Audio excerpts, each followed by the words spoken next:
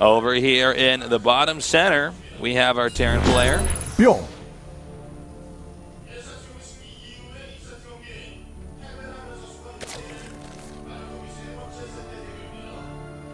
Getting focused. His opponent in the red, the top left spine location. Impact. Toast and I were talking yesterday about how the minimap reminds us of Kimbap Triangle for some reason. Look at it again. Yeah.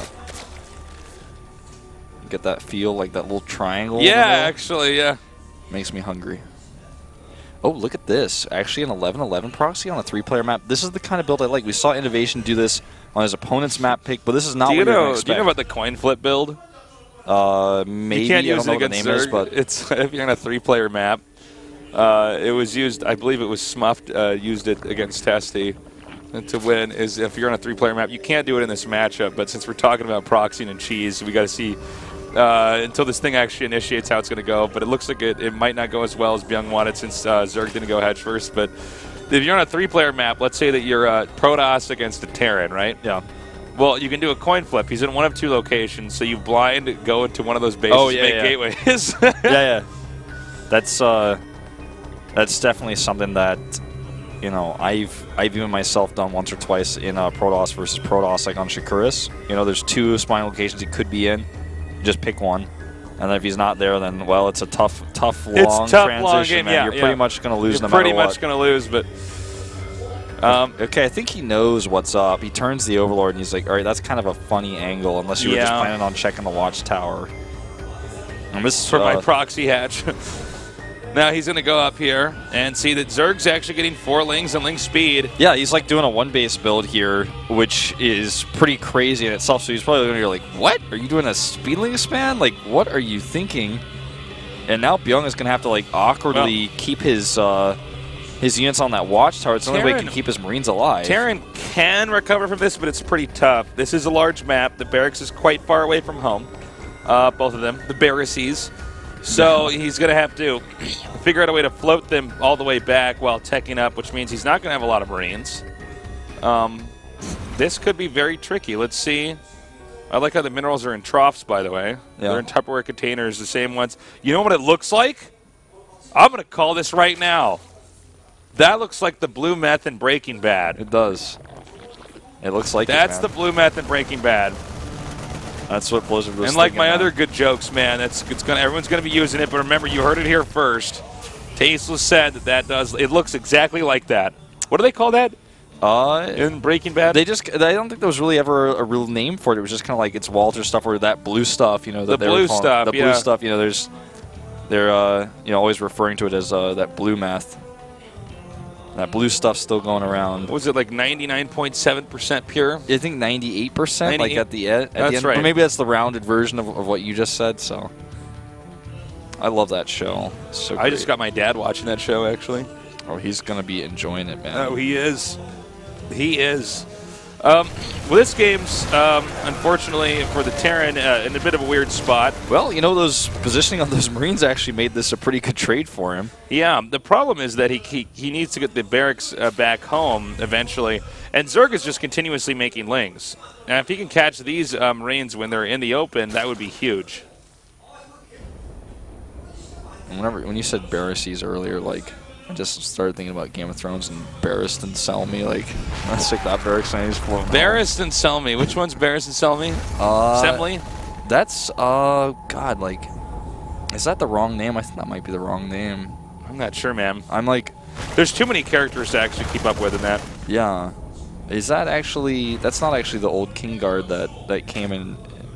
No, that might be, yeah. It's Barrist and Selmy. Yeah, I think that is him. Yeah, that is him for sure.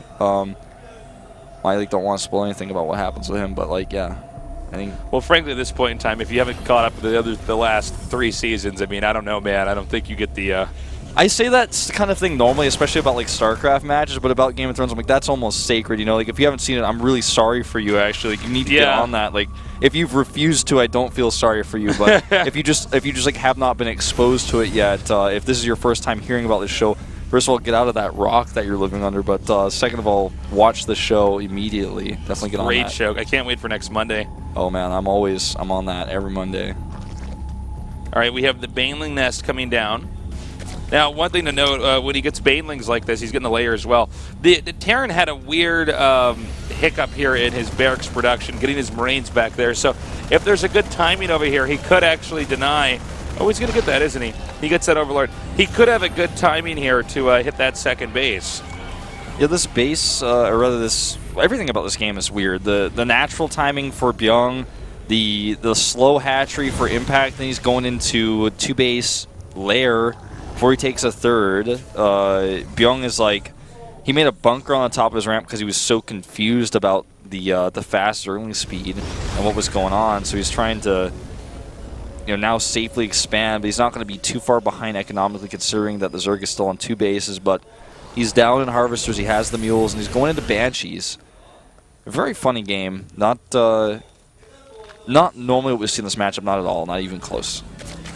This is pretty wacky. Well, the Hellions are now going to come over here to the left side of the map. As you can see, he's kept that Ling actually there for a surprising amount of time. Yeah, it's really good actually. Now he sees exactly when the command center has been landed, so he can keep that in the back of his mind. What? Oh my god, that would have been very helpful. He actually still is going to be able to scout what's going on with that Overseer. And unfortunately for Bbyong, he sees that the Overseer's there, and he's like, oh, you have Overseers already. My cloak's not going to be useful. Yeah, Cloak just now finishes as that happened. Yeah, I mean, canceling is not the right choice either at this point, I don't think, but it's a tough call to make, how much damage is Cloak actually going to do for you. He's got a lot of units coming across this. Look at the army supply. He's actually nearly doubling it. He might actually be able to do some heavy damage to the Zerg. We have 8-lings being made. Now, the Spires just now started. The combination, however, of the Hellions with the Marines and the Banshees, I think he actually might be able to do a ton of damage here. I mean, look at the wall in here. That was for the Hellions, but now the Lings can't get in there to do the surface area damage they're supposed to do. I mean, the Lings are going to get obliterated here. Is Bbyong just going to win this? I think he is, man, because those Lings should have waited until he got up into the base to fight, to be honest. I mean, it seems counterintuitive to say that the Lings should have waited, but that's game. That's it. There's nothing left here. Yeah, that's game. Wow. It's not a mistake that he had a wall in there, but the combination of the Hellions, the Banshees, and the Marines means that there's, without mutas at least, and a nice surround area to engage, there's nothing that he can do. So we're going to see GG here. Bbyong, nicely done here. One of the only Terrans from Code S last season, proving that he's still got a chance to be in there once again. Yep. GG. GG. That game was a fun one, but not one I would recommend to study or learn anything from. It's a barracks proxy on a 3-player map in a watchtower versus Zerg with one base gas. The handling was pretty good from Bbyong. The follow-up push was good. I think maybe the Zerg was a little bit too greedy getting those Lings out. He really wanted to try to, close in on the Terran and get more of a control on that, get more control over that situation, I should say. When in fact it probably was an ample opportunity for him once he had secured his the map and kept those barracks in the middle of the map. He could have just expanded the circuit drone up. Yeah, well, that was definitely a strange one. But going on forward from here, we're going to have DRG, an old legend, against Tastar, have an old flop. Somebody who played a lot but never really accomplished anything in his career, to be honest. Now he's teamless, but, I mean, hey, more power to him. He's been around for a long time with no team and is still able to get in Code A. That's no easy feat. We're going to go to that match after this short break, so don't go away.